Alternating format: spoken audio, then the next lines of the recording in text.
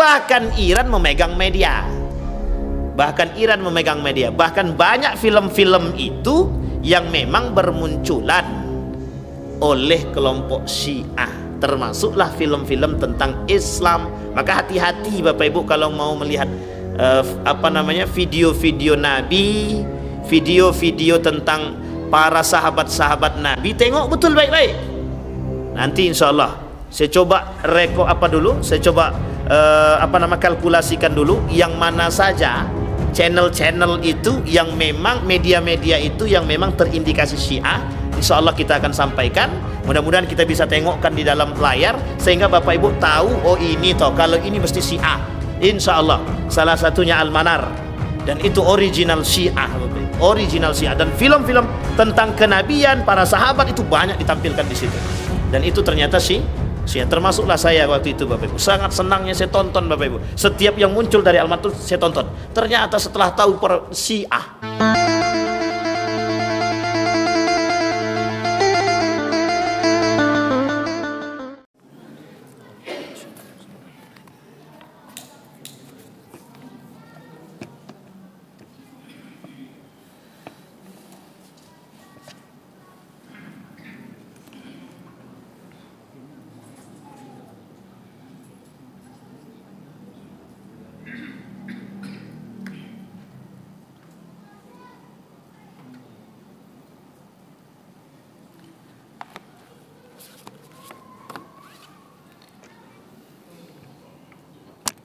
A'udzu billahi minasyaitonir rajim.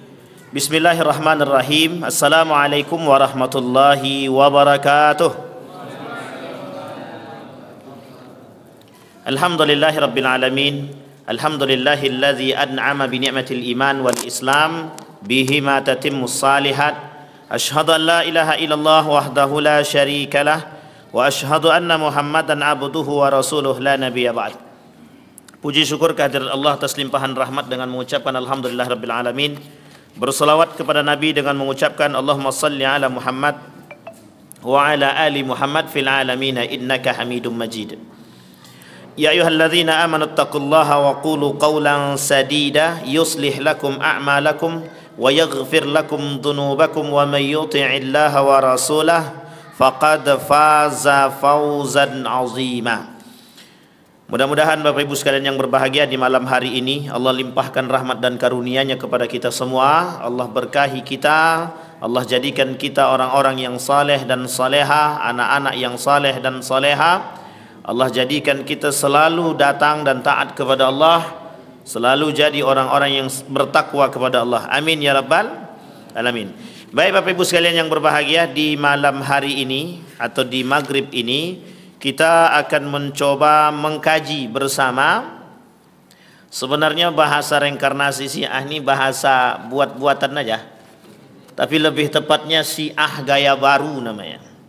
Jadi Syiah gaya baru ini itu sebenarnya tidak bisa ditinjau dari nama, karena memang tidak ada yang menamakan Syiah reinkarnasi. Tapi Syiah gaya baru pun tak ada. Artinya adalah Syiah itu berkembang. Syiah itu berkembang. Insya Allah dalam pembahasan ini kita tidak keluar jauh dari negara Republik Indonesia. Betapa pesatnya perkembangan Syiah di Indonesia ini, sehingga perlu adanya antisipasi daripada penyimpangan-penyimpangan yang mereka lakukan, yang dilakukan oleh kelompok Syiah. Dan ini Bapak Ibu sekalian yang berbahagia, saya membawa satu buku, dan ini penelitian langsung dari Litbang, Lembaga Penelitian dan Pengkajian, kemudian dari Lembaga Penelitian dan Pengkajian Islam. Tentang apa? Tentang Syiah, kesesatan Syiah. Nanti baru kemudian kita lihat bagaimana fatwa MUI. MUI menuliskan satu buku, judul bukunya, dan buku ini buku yang paling fenomenal bagi Majelis Ulama Indonesia mengenal dan mewaspadai penyimpangan Syiah yang langsung diangkat oleh Majelis Ulama Indonesia. Bapak Ibu sekalian yang berbahagia, Syiah pernah menyebarkan buku di Indonesia ini dengan judul Mazhab Buku Putih Syiah. Namanya buku putih mazhab Syiah. Jadi kalau Bapak Ibu pegang buku ini, itu sebenarnya buku yang cukup berpengaruh Ahlul Bait di Indonesia. Yang kedua, kalau Bapak Ibu sering melihat buku judulnya Tanyalah Aku Sebelum Engkau Kehilangan Aku, pengarangnya saya lupa, tapi buku itu untuk menunjukkan al-hikam kebijaksanaan daripada Ali bin Abi Thalib, itu penulisnya asli Syiah, orang-orang Syiah. Dan banyak lagi buku-buku Syiah itu tersebar, banyak sangat, dengan bahasa yang halus, bukan bahasa yang kasar. Karena kalau mereka bahasakan kami Syiah, banyak orang tak mau baca buku tersebut. Sehingga butuh ada gejolak-gejolak pemikiran berkembang di kalangan masyarakat sehingga bisa diterima. Saya sangat yakin sekali kita semua yang ada di sini pernah sangat mendengarkan lagu Haddad Alwi. Tahu ya Bapak Ibu ya? Ya Taibah, Ya Taibah. Pernah dengar Bapak Ibu? Ya Dawwalayana. Dalam lagu ini itu ada 3 sahabat Nabi yang tidak dimasukkan dalam teks yang asli. Insya Allah di pertemuan yang akan datang akan kita coba angkat kaji itu. Dalam teks tersebut apa yang mereka hilangkan, itu yang pertama. Yang kedua, dalam lagu yang sama, Anna Madinatul Ilmi huwa aliyu babuha. Pernah dengar ya Bapak Ibu ya? Syiah. Jadi itu menunjukkan kehebatan Ali dalam satu bahasa. Jadi Bapak Ibu sekalian yang berbahagia, insya Allah kita akan coba tengok besok dalam bahasan-bahasan syair-syair yang pernah dibacakan dan kemudian menjadi populer di telinga kita di kalangan orang-orang ummiyallahnan syukuru wa nasyidan dauman anshuduhu, sampai hafal saya Bapak Ibu. Bapak Ibu tahu lagu itu di dalam Syiah, ibu itu adalah pegangan utama. Dulu Bapak Ibu, ketika pemilihan wali kota Solo kalau saya tak salah, ada satu berita yang unik ketika itu Bapak Ibu. Ada gambar di berita itu seorang calon pemimpin, ini calon baru, itu mencium air kaki seorang wanita dari seorang pemuka, termasuklah pemuka partai ketika itu air kakinya diminum. Karena dianggap, nah di dalam Syiah, ibu itu adalah wanita yang suci. Sebenarnya dalam semua, tetapi ada hal yang dimaksud. Dalam satu tradisi yang saya maksud adalah, kita ingin angkat tradisinya. Ada tradisi di mana air kaki itu kemudian diminum. Dan itu pernah terjadi dalam beberapa tradisi, dan ternyata itu bagian daripada tradisi Syiah. Bagaimana cara mereka mensucikan seorang ibu. Tak ada salahkah ketika kita ingin mensucikan seorang wanita ibu, itu memang dalam ajaran kita penting. Dalam ajaran Islam, orang tua itu nomor 2 setelah Allah dan Rasulnya. Tak ada kalimat yang lain ketika Allah menggandeng kalimat itu dengan Allah dan Rasulnya, kemudian langsung kepada orang tua. Jadi tingkat derajat orang tua tinggi, tetapi ada tradisi-tradisi yang kemudian mohon maaf dianggap menyimpang. Insya Allah mudah-mudahan di pertemuan yang akan datang akan kita coba sampaikan penyimpangan-penyimpangan dalam aspek tradisi, biar nanti tak ada salah paham. Tapi sebenarnya memang kalau itu disampaikan takutnya banyak tersinggung. Karena memang ada beberapa tradisi itu memang ada yang dimasuki oleh tradisi-tradisi Syiah. Bapak Ibu sekalian yang berbahagia, saya ingin pantau 2 hal. Saya ingin memberikan 2 hal. Yang pertama, kita ambil kota Sumatera Barat. Bapak Ibu tahu Sumatera Barat ya? Sumatera Barat itu cenderung kepada Minang. Memang sukunya Minang. Sumatera Barat dulu dipegang oleh Imam Bonjol. Pernah dengar ya? Sebelum kedatangan Imam Bonjol, sebelum Imam Bonjol ada, atau sebelum Imam Bonjol datang, itu Sumatera Barat konteks keagamaannya atau pegangan mazhabnya itu masih merujuk kepada mazhab Imam Syafi'i. Tapi kemudian setelah Imam Bonjol datang, itu berpengaruh terhadap pola pikir masyarakat yang kelak sebagian besar daripada orang-orang Minang itu berorganisasikan Muhammadiyah. Tapi karena kecondongan Muhammadiyah dengan Imam Bonjol. Imam Bonjol itu pernah menuntut ilmu di tanah Mekah, tanah Arab. Oleh sebagian kalangan dikatakan sempat menimba ilmu dari guru-guru yang memang bermadhabkan Imam Ahmad bin Hambal. Sampai di sini paham ya? Tapi Imam Bonjol tidak Wahabi. Jangan salah paham. Tetapi Bapak Ibu sekalian yang berbahagia, itu dua. Yang pertama, yang kedua ada namanya Aceh. Jadi di sini Bapak Ibu yang harus kita pantau dalam sejarah itu, di Aceh itu mazhab Imam Syafi'i. Mazhab Imam Syafi'i.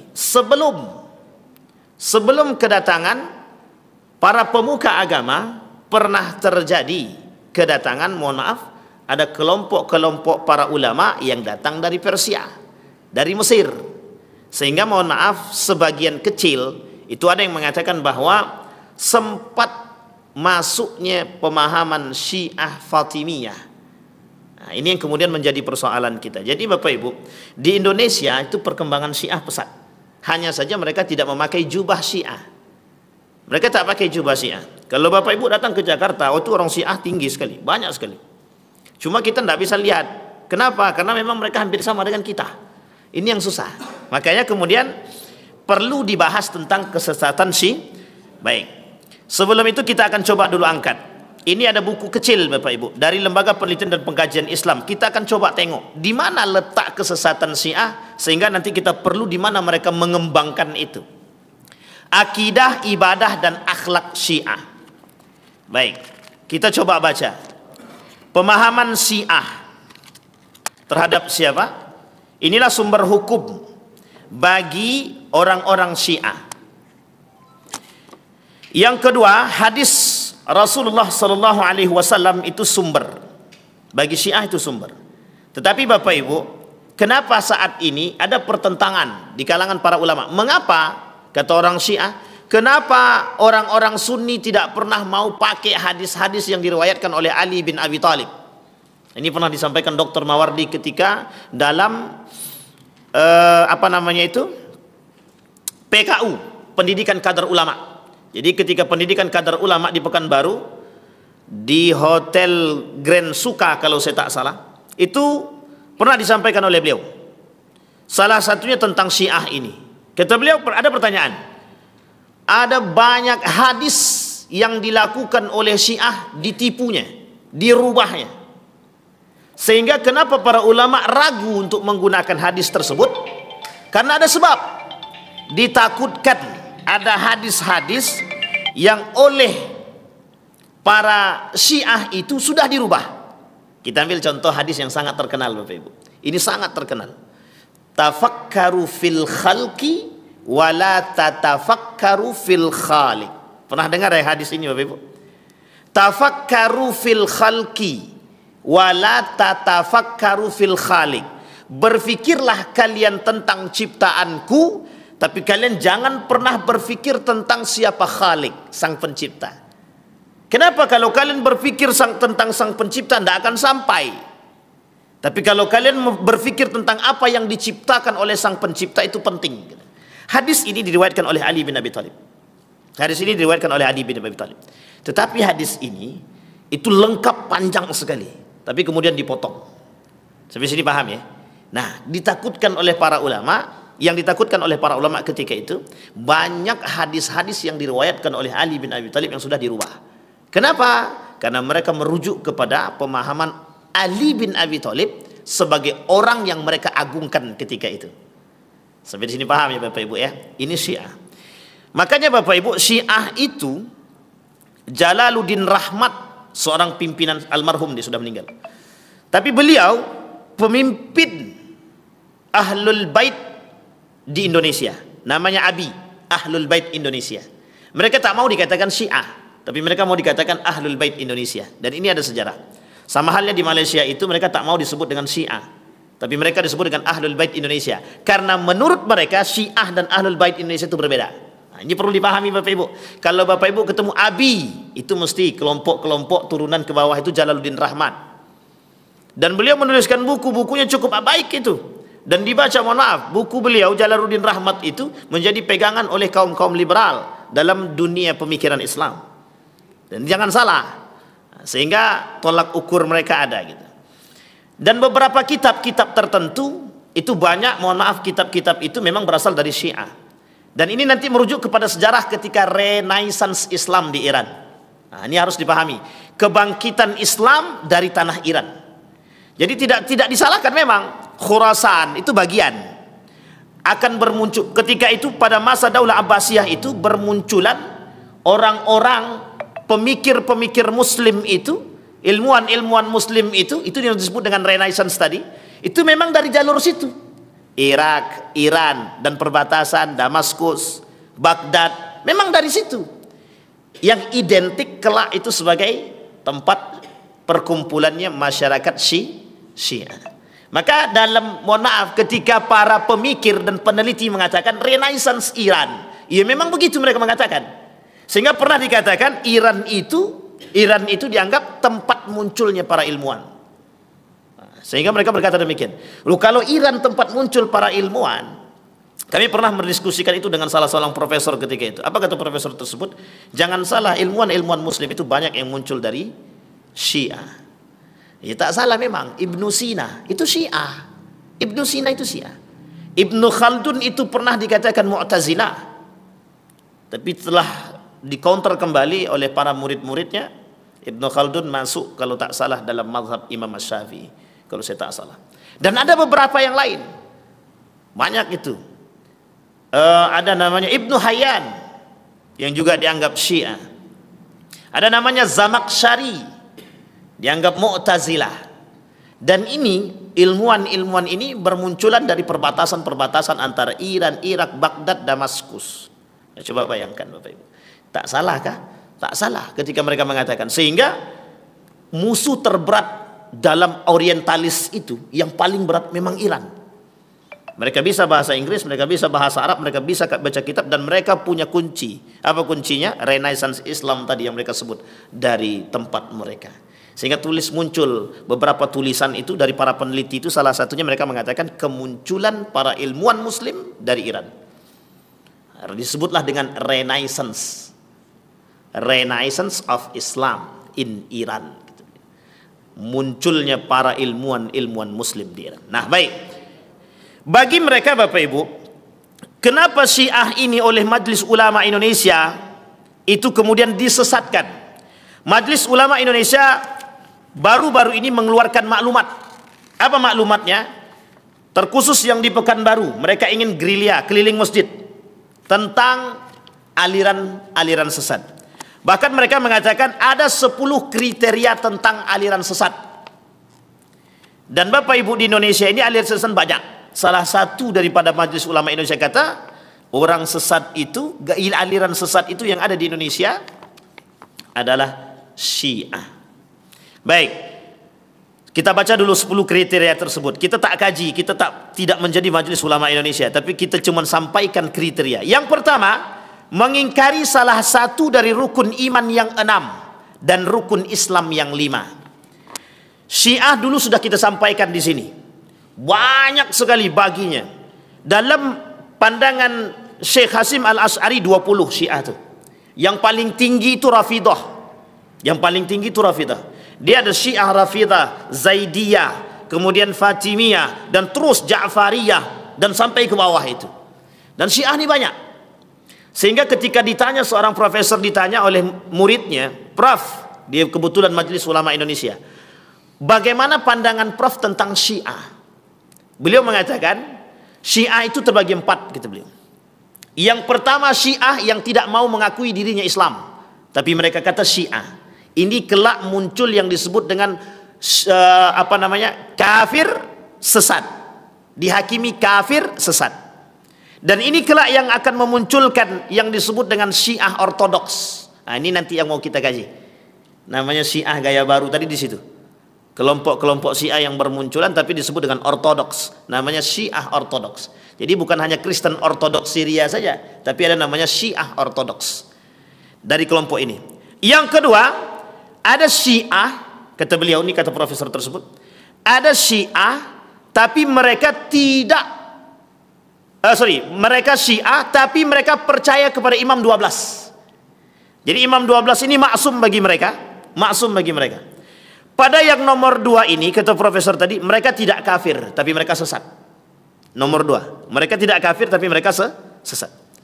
Jadi kalau tak kafir tapi sesat itu kan susah mentafsirkannya. Bisa Bapak Ibu tafsirkan kafir tapi tak sesat?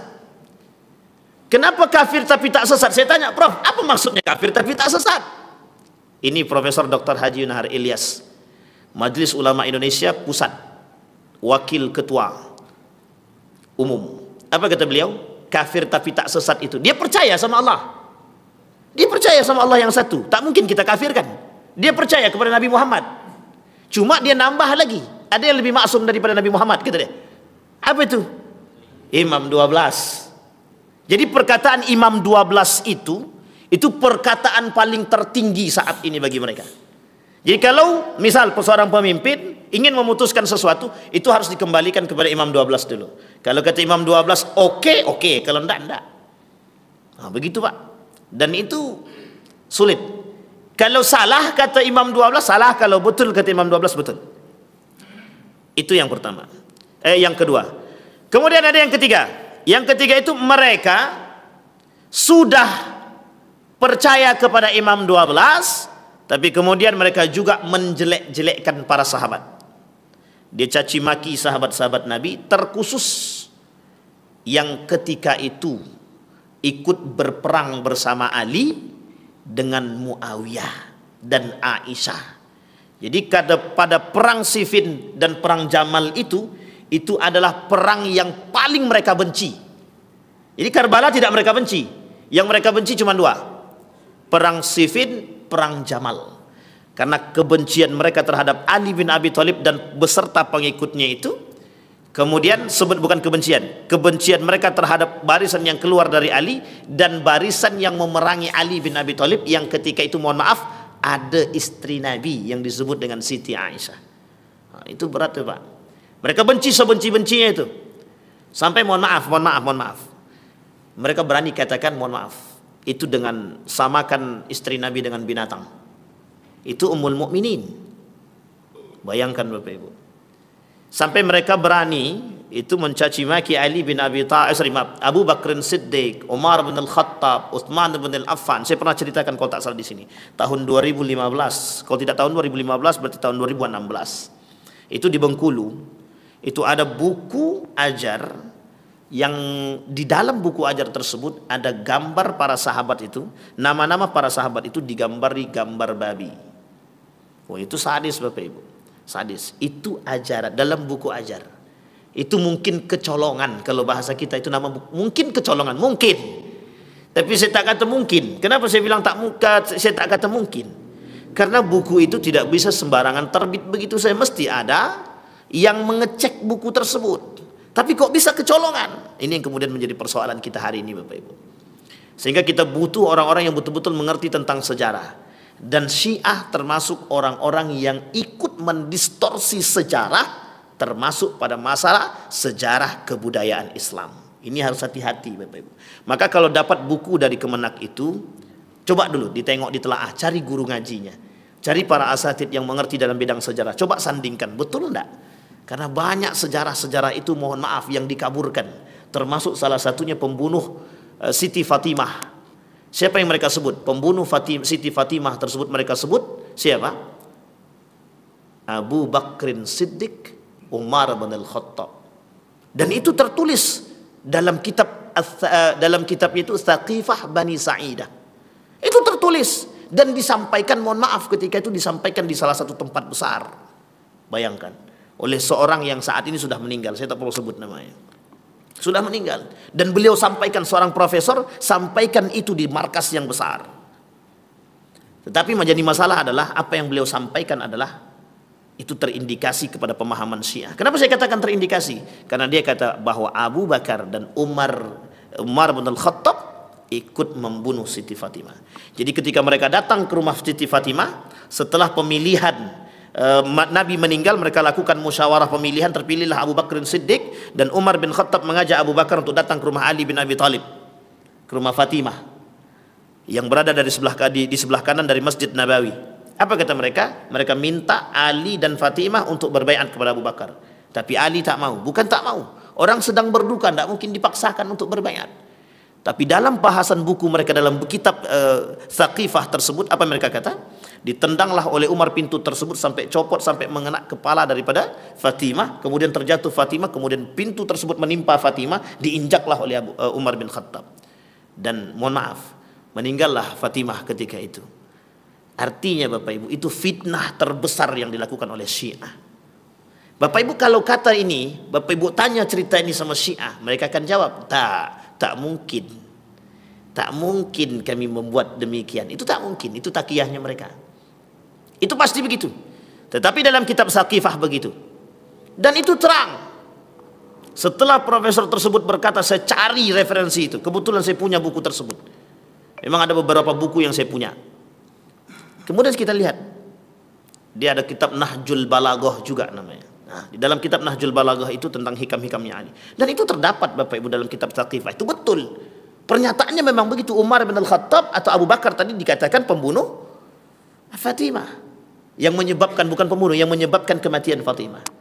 Di sini kemudian bahasa fitnah yang muncul. Memang ketika itu Umar bin Al-Khattab dan Abu Bakar datang untuk meminta pembaiatan. Tapi mereka tidak memaksa. Kenapa? Karena mereka tahu ketika itu Fatimah dan Ali dalam keadaan berduka. Sebenarnya bukan Fatimah dan Ali yang berduka, semua umat muslim ketika itu.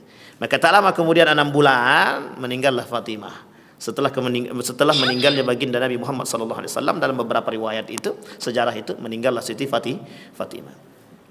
Mulai dari situ kebencian, Pak. Ketika mereka kalah, Ali kemudian disakiti, di situ mereka benci terhadap para sahabat Nabi, termasuk Abu Bakar, termasuk Utsman, termasuk Umar, termasuk Muawiyah, anaknya Muawiyah, termasuk Ibnu Umar, termasuk Zubair bin Awam, termasuk Abdullah bin Zubair. Banyak para sahabat yang kemudian dibenci oleh mereka. Bapak Ibu sekalian yang berbahagia, itu bahasan Syiah, kebencian mereka terhadap sahabat yang nomor 3. Maka ulama mengatakan, majelis ulama mengatakan, yang nomor 2 itu sesat tapi tak kafir. Mereka masih percaya kepada Rasulullah, mereka masih beriman kepada Allah, mereka tak kafir tapi sesat. Tapi kata profesor tadi ada yang keempat. Yang keempat ini ada orang Syiah, tapi mereka disebut, itulah yang sebut tadi, mereka tak pengen disebut Syiah, tapi mereka adalah Ahlul Bait Indonesia. Ahlul Bait saja. Mereka ingin disebut dengan Ahlul Bait. Apa maksudnya? Ibadah mereka sama dengan kita. Cara sholatnya sama dengan kita. Sama, Pak. Tetapi oleh guru saya Fathur Rahman Kamal LCMA, kata beliau, sebagai Majelis Tabligh Pimpinan Pusat Muhammadiyah, apa kata beliau? Yang namanya Syiah sesat, kata beliau. Harus berani, kata dia.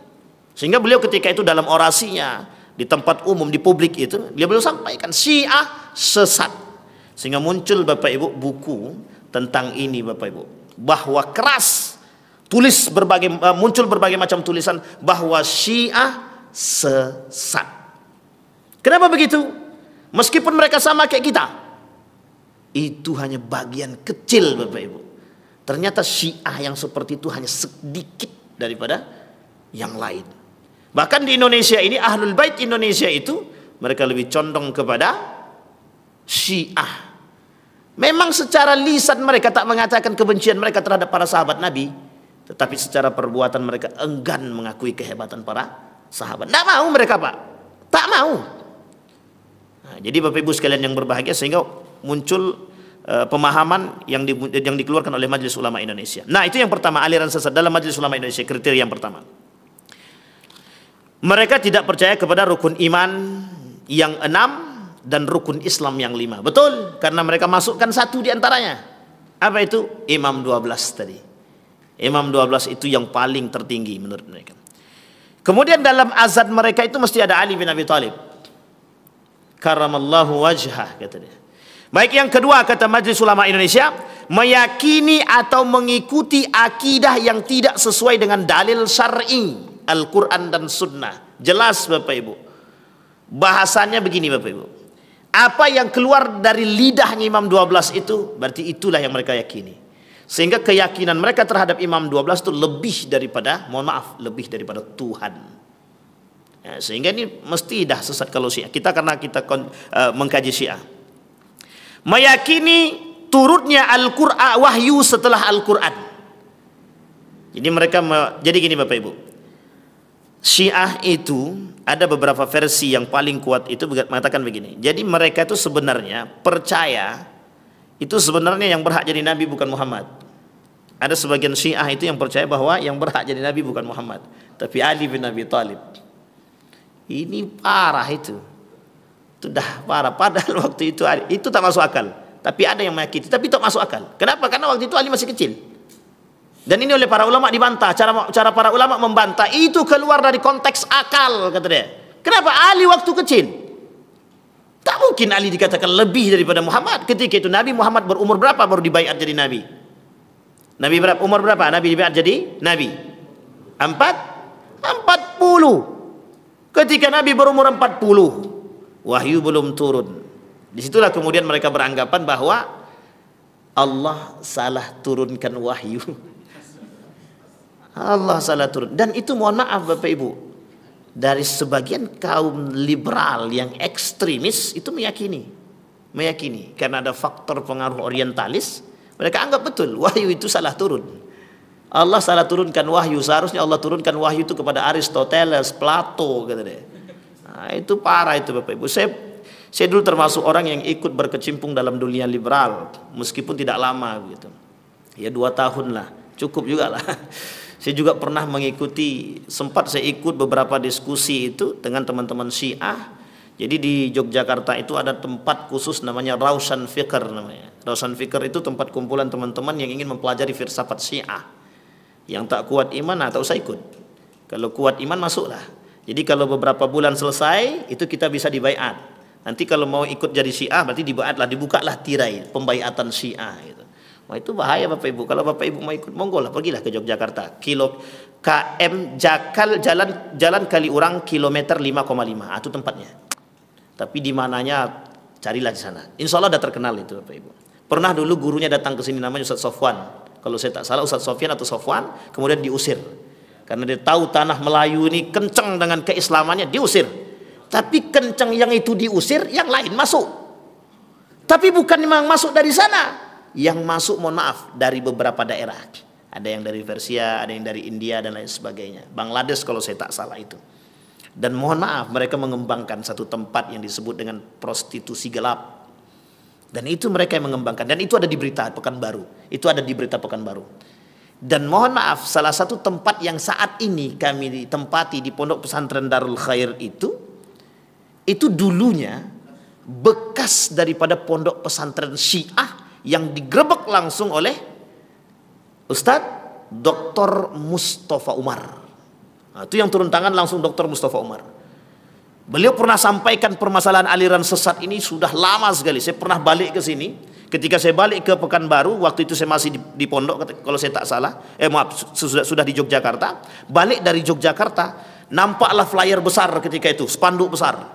Yang ngisi ketika itu Dr. Mustafa Umar dan satu lagi guru saya Khalid Muslih, Dr. Khalid Muslih ketika itu, yang membahas tentang apa? Aliran sesat Syiah. Sudah berapa tahun yang lalu? Sudah 15 tahun yang lalu. Hari ini diangkat kembali 15 tahun yang lalu. Ketika 15 tahun yang lalu itu Syiah di Pekanbaru sedang rame-ramenya itu. Sedang rame-ramenya. Bahkan hampir di setiap pojok itu ada kelompok Syiah, tapi orang tak tahu. Sehingga dulu ada namanya peneliti, saya lupa nama lengkapnya beliau itu, melakukan penelitian tentang Syiah. Ustadz siapa namanya? Ustadz Roni namanya. Nah itu perlu ditarik lagi itu beliau itu.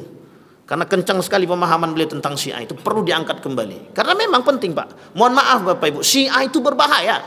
Nanti kita lihat dari segi mana dia masuk. Syiah juga masuk. Kalau selama ini kita membahas tentang perang pemikiran kemarin, itu Syiah masuk, mereka orang-orang Eropa orientalis masuk dari segi budaya, bahasa, kemudian pendidikan. Sama, Syiah juga begitu. Syiah juga begitu. Nanti Syiah masuk dalam budaya. Yang paling dominan, mohon maaf jangan tersinggung ya, yang paling dominan, yang paling mirip itu hampir Pak, beberapa tradisi-tradisi di Jawa itu, tradisi-tradisi, mohon maaf, NU, sebagian kecil itu ada yang hampir mirip dengan tradisi Syiah. Nah, itu yang menjadi masalah itu Pak. Dan Syiah ketika dengan kuburan itu memang begitu cara mereka. Bagaimana cara mereka, mohon maaf, cara mereka menghiasi. Ada judul film itu betul-betul bagus judul filmnya itu, DK. Kalau bahasanya DK, yang diperankan oleh Salman Khan, Sahrul Khan, satu lagi Amir Khan. Itu boleh tengok. Dan di situ menunjukkan ketika beliau mencari, dia mencari agama itu, ada di situ tradisi-tradisi itu. Dan salah satu tradisinya adalah pemujaan kuburan. Dan tradisi pemujaan kuburan itu dilakukan oleh Syiah. Kapan? Asyura. Kapan itu Asyura? 10 ini, Pak. Kalah kemarin. Apa tradisinya? Pemujaan kuburan terhadap Al-Husain. Siapa dia? Cucu baginda Nabi Muhammad SAW. Turun ke bawah Ja'far, turun ke bawah ada Ali bin Ja'far, turun ke bawah Ja'far Shadiq dan lain sebagainya, Pak. Dan itu kuburan-kuburan mereka itu sangat-sangat dimuliakan. Jangan salah Bapak Ibu. Dan itu tradisi mereka. Dan mohon maaf, ketika sampai ke Nusantara, mereka sempat membuat kegiatan-kegiatan tradisi itu, yang ketika itu kental dengan tradisi. Masyarakat Nusantara ketika itu sangat kental dengan tradisi. Memang harus kita sampaikan. Memang sangat kental dengan tradisi, salah satu yang bisa masuk. Makanya ketika masuknya Islam ke Nusantara itu memang jalurnya itu. Salah satunya jadi jalur Mesir dan Persia. Dan itu juga dibawa oleh orang-orang Syiah. Nah, itu dari kajian yang lain, Bapak. Itu aspek sejarah. Panjang tuh Bapak Ibu. Jadi sebenarnya bukan reinkarnasi Syiah. Pengen tahu betul kita Syiah gaya baru itu nanti di mananya gitu. Itu yang ketiga. Yang keempat, mengingkari otensitas atau kebenaran isi Al-Quran. Ya, Syiah tidak pernah. Syiah itu selalu meragukan Al-Quran itu. Syiah selalu meragukan Al-Quran. Meragukan. Mereka sangat meragukan. Jadi ketika mereka, saya dulu pernah punya pengalaman berdebat dengan Syiah waktu di Malaysia itu. Wah, itu unik Bapak Ibu. Teman-teman Syiah ini orangnya cerdas. Mereka nggak mau berdebat tentang ibadah, bagaimana sholat itu mereka nggak mau. Tapi mereka maunya berdebat tentang filsafatnya. Nah, ini yang susah di sini Bapak Ibu. Ada Hallaj, ada kemudian saya lupa sudah lama tak mempelajari kembali. Itu ada namanya Hallaj itu. Juga kuat itu Bapak Ibu. Paham mereka. Ada mereka tidak sholat tapi dengan hati saja gitu mereka. Mereka yakini dengan hati saja. Ya, kalau diambil oleh teman-teman liberal dijadikan sandaran pemikiran mereka gitu. Dan ini Bapak Ibu, kapan-kapan saya coba Murtado Mutahhar, baru ingat saya, ada Murtado Mutahhar namanya, seorang ulama Syiah yang sangat terkenal ketika itu, yang itu dijadikan sandaran oleh kaum-kaum Syiah termasuk di Indonesia. Baik, yang kelima, melakukan penafsiran Al-Quran yang tidak berdasarkan kepada kaidah-kaidah tafsir. Dan ini Bapak Ibu, dalam dunia orientalis, mentafsirkan Al-Quran punya metode sendiri yang disebut dengan hermeneutik namanya. Jadi mentafsirkan Al-Quran sesuai dengan sesuai dengan kontekstual, arti sesuai dengan kejadian, dengan keadaan. Jadi bahasa lainnya cocokologi, itu bahasa lainnya. Metode hermeneutik itu digunakan oleh kaum orientalis atau mohon maaf orang-orang dulu itu digunakan untuk mentafsirkan Injil. Nah, mereka teman-teman orientalis menggunakan itu, menyamakan metode-metode penafsiran Al-Quran ditambah dengan gaya baru yang disebut dengan hermeneutik. Tetapi orang-orang Syiah tidak. Orang-orang Syiah juga begitu. Tapi mereka tidak ke hermeneutik, tapi apa yang menjadi dasar pemikiran mereka dan disandarkan kepada pemahaman Imam 12 tadi, sekalipun tak sejalan dengan nilai yang terkandung di dalam Al-Quran, mereka betulkan. Asalkan yang berbicara Imam 12. Baik. Itu yang kelima. Yang keenam, mengingkari kedudukan hadis Nabi sebagai sumber ajaran Islam. Tidak semua, tapi sebagian. Kenapa saya katakan sebagian? Karena sebagian lagi di antara mereka menipu hadis Nabi. Nah, itu dia bahasanya, Pak. Kita punya buku dulu namanya Ittihamul Ahadits li Ahli Syiah, kalau saya tak salah. Dulu ada buku namanya Tipu Daya Syiah terhadap hadis-hadis Nabi. Tapi unik, Pak. Apa kata Syiah? Kata Syiah itu begini, Sunni itu melakukan penipuan terhadap hadis Nabi. Mereka tak mau pakai hadis dari Ali bin Abi Thalib dan keturunan Nabi. Kata Syiah, Sunni yang menipu. Kata Sunni, Syiah yang menipu, kata dia. Ini perdebatan Pak di tanah Jawa ketika itu. Apa kata mereka? Oh, itu ramai sekali. Yang melakukan penipuan itu bukan kami. Kata Syiah, ini takiyah mereka, Pak. Tapi yang melakukan penipuan perubahan terhadap hadis-hadis Nabi, kata mereka, adalah orang-orang Sunni, karena mereka tak suka dengan kami, kata mereka. Tapi kemudian Sunni katakan, yang melakukan perubahan itu kalian, kata dia. Jadi tak tahu titik temunya, nggak dapat, nggak akan ketemu Pak, karena saling menyalahkan. Sehingga muncul tulisan oleh Dr. Quraisy Shihab itu kalau tak salah, mungkinkah Sunni dan Syiah bersatu?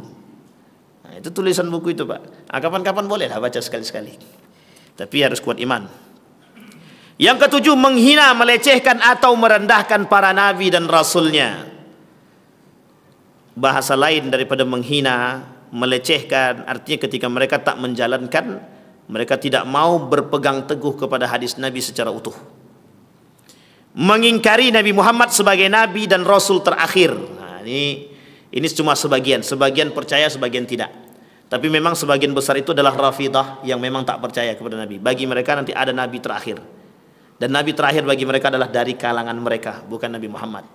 Dan ini Bapak Ibu, itu sejalan dengan Bani Israel, atau bahasa lainnya Yahudi, yang tak mau mengakui Muhammad itu Nabi.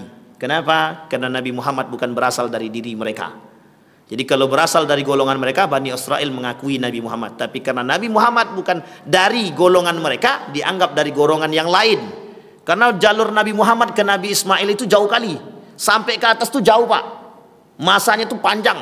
Sementara jalur mereka Isa itu tersambung sampai ke Nabi Ishak, Yakub, Ibrahim. Nabi Yakub, Nabi Ishak, Nabi Ibrahim. Itu sampai. Makanya mereka nggak mau mengakui. Sama. Kata Syiah, dalam pemahaman kami, dalam pemahaman guru kami, dalam pemahaman imam kami, akan muncul Nabi terakhir, gitu mereka. Nah ini, insyaallah karena ini bukan masalah aliran sesat, kelak kita coba akan kaji. Kita cuma mengkaji ke Syiahnya nanti. 9, mengubah, menambah atau mengurangi pokok-pokok ibadah yang telah ditetapkan syariah, seperti haji tidak ke Baitullah, salat fardu tidak 5 waktu. Nah ini saya kasih tahu sedikit sejarah Bapak Ibu. Tahun 2006, masih ingat ya Bapak Ibu ya? Apa kejadiannya Bapak Ibu? Terawang Mina, tahu? Terawang Mina yang meninggalkan sekian banyak orang, ratusan ribu manusia yang meninggal. Itu pelakunya Syiah. Semenjak itu ditutup Bapak Ibu. Tapi memang ada unsur politik yang lain Bapak Ibu. Syiah itu tidak hanya masuk dalam keagamaan, nanti Syiah ada di dalam jalur politik, pendidikan, pemerintahan, kemudian dalam dunia keagamaan dan lain sebagainya. Syiah ini berat Bapak Ibu. Karena di Syiah ini munafiknya minta ampun. Makanya dikatakan musuh paling berat itu 2. Kalau tak Khawarij ya Syiah. Kalau tak Khawarij ya Syiah. Nah Khawarij ini Bapak Ibu dulu, kalau sekarang Neo Khawarij namanya. Maka Syiah, kenapa Syiah itu dianggap berat? Karena mereka itu bersilat lidah, sangat pandai bersilat lidah, sangat pandai bersilat lidah. Maka disebut dengan takiyah. Takiyah itu pembenaran yang mereka lakukan ketika orang menganggap apa yang mereka sampaikan salah. Bagi orang salah, bagi dia tidak. Artinya ketika mereka melakukan kesalahan, nanti mereka akan melakukan pembenaran terhadap kesalahan tersebut. Terakhir, yang nomor 10, mengkafirkan sesama muslim tanpa dalil syariah, seperti mengkafirkan muslim hanya karena bukan kelompoknya. Ya, dulu juga Syiah begitu. Dulu yang dilakukan oleh kelompok-kelompok Syiah itu muncul ketika masa kepemimpinan, bukan masa kepemimpinan, ketika terbunuhnya Al-Husain.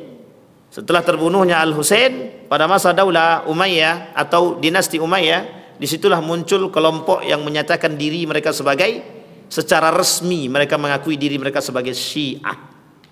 Padahal anak-anak Nabi tak pernah mengaku diri mereka Syiah, tidak pernah. Tetapi mereka hanya pada aspek pengikut asabiyah kepada Ali bin Abi Thalib. Cintanya begitu. Tapi ketika terbunuhnya Al-Husain, disitulah munculnya politik mereka. Mereka masuk dalam jalur politik karena kebencian mereka. Sehingga bagi mereka itu adalah bagaimana kemudian menaklukkan dunia ini dengan pemahaman yang betul menurut mereka, yang dikembalikan kepada Ali bin Abi Thalib. Karena begini dasarnya Bapak Ibu, ketika Nabi berkata kepada Ali, yang mencintai Ali maka mereka sudah mencintaiku. Maula ya Ali, kalimatnya Maula ya Ali, kata Nabi, barang siapa yang mencintai Ali maka dia sudah mencintaiku. Dianggaplah oleh mereka kaum Syiah tadi, orang yang berhak menjadi pemimpin setelah baginda Nabi Muhammad SAW bukan Abu Bakar, tetapi adalah Ali bin Abi Thalib. Sekarang itu difilmkan, judul filmnya Ali bin Abi Thalib. Boleh dicek. Film itu judulnya Ali bin Abi Thalib, pembuatnya Syiah. Cari yang filmnya berbahasa Arab. Kalau bahasa Indonesia saya tak yakin, tapi kalau dalam bahasa Arab itu asli dan original yang buat film itu adalah Syiah. Ada namanya Mukhtar Nameh, panglima handal ketika itu yang buat filmnya juga Syiah, karena mereka berkaitan tentang film Syiah ketika itu. Sampai di sini paham ya Bapak Ibu? Ini aspek sejarah Bapak Ibu, aspek sejarah. Sehingga para ulama mengatakan, Majelis Ulama Indonesia menuliskan satu buku mengenal dan mewaspadai penyimpangan Syiah di Indonesia. Dilengkapi pernyataan ulama-ulama besar Indonesia. Hadratus Syekh Hasim Al-Asy'ari yang kitabnya pernah kita bahas di sini, itu kitabnya Risalah Ahlus Sunnah wal Jamaah tentang 73 golongan yang terpecah. Muslim terbagi kepada 73 golongan, satu yang selamat, 72-nya tidak selamat atau finnar. Salah satu diantaranya adalah Syiah, yang Syiah terbagi menjadi 20 bagian, kata Syekh Hasim Al-Asy'ari. 20 bagian. Satu diantaranya Syiah Rafidah. Kalau dulu yang di Jawa itu mereka mengakui bukan Syiah Rafidah, tapi mereka mengakui Syiah Fatimiyah. Sama halnya ketika Anda bertanya, Bapak Ibu bertanya kepada, mohon maaf, Haddad Alwi. Haddad Alwi yang oleh sebagian kalangan disebut dia berasal dari Syiah Fatimiyah, bukan Syiah Rafidah. Kenapa kok mereka berbeda dengan Syiah Fatimiyah, berbeda dengan Syiah Rafidah? Karena Syiah Rafidah ini Syiah yang paling ekstrim. Bahkan saking ekstrimnya mereka, sebagian di antara mereka ada yang menganggap diri mereka tidak Islam. Saking cintanya mereka terhadap Syiah itu. Sehingga mereka kata, kami Syi'i, nahnu Syi'i, walasna Muslim. Kami bukan Muslim, tapi kami Syiah. Nah, itu bahayanya di situ Pak. Tapi apa yang membuat berbahayanya saat ini? Kalau dulu orang kenal Syiah, kalau sekarang Syiah itu tak nampak. Sehingga Syiah itu masuk dalam berbagai macam aspek. Antara lain adalah pendidikan, kemudian masuk dalam jalur politik. InsyaAllah nanti ketemu lagi akan kita bahas Syiah dalam kontestasi politik di Indonesia. Itu bahas Pak. Mereka masuk sangat. Bahkan mohon maaf, Syiah itu ikut gabung kepada kelompok-kelompok pemegang terkuat. Kenapa? Karena mereka ingin ambil posisi. Kalau mereka bisa ambil posisi, mereka bisa menang. Jangan salah Pak, Iran punya taktik paling besar dan paling kuat Pak. Yang bisa menaklukkan Amerika itu Iran Pak. Amerika paling takut dengan Iran. Blokade kata Iran. Kita blok itu goyang Pak Amerika Pak. Pernah terjadi? Pernah. Ketika Amerika berperang dengan Iran, cuma satu kalimat yang dimunculkan oleh Iran. Di bloknya Pak. Ketika blokade Selat Hormuz terjadi itu, habis Pak Amerika. Langsung turun. Kenapa mereka takut? Jalur minyak, jalur masuknya minyak itu ditutup. Tidak berani mereka. Ketakutan mereka terhadap Iran tinggi. Bahkan Iran berani mengancam dengan apa namanya itu, nuklir. Padahal kebenarannya ada atau tidak kan kita nggak tahu. Tapi sebagian meyakini ada, sebagian tidak. Di situ Pak kekuatan Iran Pak. Makanya mohon maaf Bapak Ibu, ketika hari-hari ini itu kan banyak bermunculan bahwa Iran membantu Palestina, betul ya? Iran membantu Palestina. Jangan dipahami dari segi politiknya. Kalau Bapak pahami dari segi politiknya, maka kita habis Bapak Ibu. Tapi pahami dari jalur yang lain, biar kita bisa melihat Iran itu baik gitu. Tapi kalau kita paham dari segi politiknya Bapak Ibu, tidak bisa Bapak Ibu. Iran itu bisa menutupi gerakan agama mereka dengan gerak yang lain Bapak Ibu. Ini kelebihan Iran. Dan itu menjadi kekurangan kita hari ini Bapak Ibu. Lawan kita begitu, iya. Itulah takiyah mereka yang paling besar. Dalam dunia pendidikan Bapak Ibu, mohon maaf, dalam dunia pendidikan banyak sekali saat ini orang-orang Syiah yang masuk. Ada salah seorang guru besar, dan mereka saat ini menjadi dosen di salah satu universitas ternama di Indonesia. Saya tak perlu sebutkan nama universitasnya. Mereka gabung di situ jadi dosen, penulis buku handal. Dan rata-rata buku-buku mereka itu dicetak di Mizan. Ini saya sebutkan langsung percetakannya, Mizan. Jadi hati-hati kalau beli buku yang cetakannya Mizan. Dan itu Bapak Ibu termasuk percetakan yang memang mencetak buku-buku Syiah. Sampai di sini paham ya Bapak Ibu. Insya Allah kita akan lihat dari jalur mana saja. Bahkan Iran memegang media. Bahkan banyak film-film itu yang memang bermunculan oleh kelompok Syiah, termasuklah film-film tentang Islam. Maka hati-hati Bapak Ibu kalau mau melihat video-video Nabi, video-video tentang para sahabat-sahabat Nabi, tengok betul baik-baik. Nanti insya Allah saya coba saya coba kalkulasikan dulu yang mana saja channel-channel itu yang memang media-media itu yang memang terindikasi Syiah. Insya Allah kita akan sampaikan. Mudah-mudahan kita bisa tengokkan di dalam layar sehingga Bapak Ibu tahu, oh ini toh, kalau ini mesti Syiah. Insya Allah salah satunya Al-Manar, dan itu original Syiah Bapak Ibu, original Syiah. Dan film-film tentang kenabian para sahabat itu banyak ditampilkan di situ. Dan itu ternyata Syiah, termasuklah saya waktu itu Bapak Ibu. Sangat senangnya saya tonton Bapak Ibu. Setiap yang muncul dari Al-Manar saya tonton. Ternyata setelah tahu para Syiah, nah, itu bahayanya Bapak Ibu. Salah satunya film siapa? Nabi Yusuf. Nabi Yusuf tahu Bapak Ibu ya, Nabi Yusuf. Itu yang buat orang Syiah. Yang buat orang Syiah. Karena dalam film tersebut masih banyak unsur-unsur yang tidak ditemukan dalam hadis-hadis Nabi, baik sahih maupun yang tidak sahih atau yang dhaif. Itu banyak Bapak Ibu, kita temukan banyak. Dan ternyata itu dibuat oleh Syiah. Dan masih banyak ternyata garis Israiliyatnya. Artinya apa? Cerita-cerita yang mereka ambil dari cerita-cerita Israiliyat, cerita-cerita tipu daya dari kaum Bani Israel. Itu saja dari saya Bapak Ibu, mudah-mudahan bermanfaat. Insya Allah kita lanjut di pertemuan yang akan datang tentang Syiah gaya baru dalam aspek budaya. Insya Allah kita akan masuk dalam aspek budaya, kita akan masuk dalam aspek politik, kita akan masuk dalam aspek pendidikan. Setidaknya 3 itu dulu yang akan kita angkat. Kalau sudah nampak oleh kita, nanti akan kita sampaikan bagaimana cara Majelis Ulama Indonesia mengajak kita mengantisipasi itu dalam pola pemikiran atau dalam pola takiyahnya kelompok-kelompok Syiah yang ada di zaman modern. Insyaallah mudah-mudahan bermanfaat bagi kita semua. Fa'tabiru ya ulil absar la'allakum tuflihun.